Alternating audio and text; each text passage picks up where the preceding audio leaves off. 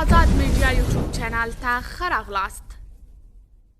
مجاهد وایي که امریکا د بانکي زیرمو اړوند پرېکړه وانخلي موږ به یې په اړه خپله پالیسي وارزوو.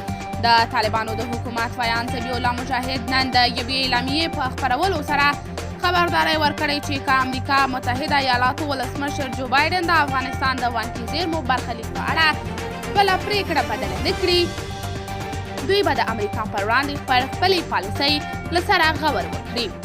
طالب ویان په دې اعلامیه کې د یادې بانکي زیرمې په اړه د ولسمشر بایډن پرېکړه د افغانانو پر حق څرګند تېری او په افغانستان کې د ده په ټکیو د امریکا پر جنایتونو د پردې اچولو هڅه ګڼلې ده.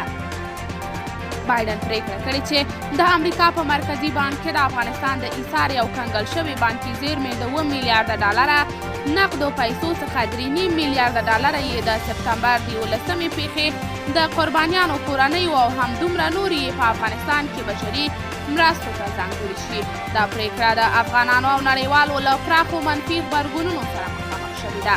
معلومه نه ده چې د امریکا پر وړاندې د طالبانو د پالیسۍ دا ډول خبرداری به پر امریکا څومره اغیز ولري. امریکایي چارواکو له دې اړخه زیاتېدونکو ټونډو نیوکو ته کوم غبرګون نه دی ښودلی. قدرمنو لیدونکو، تاسو د دې موضوع په هکله څه نظریات مو راسره په کمنټ کې شریک، ویډیو لایک او چینل سبسکرایب کړئ.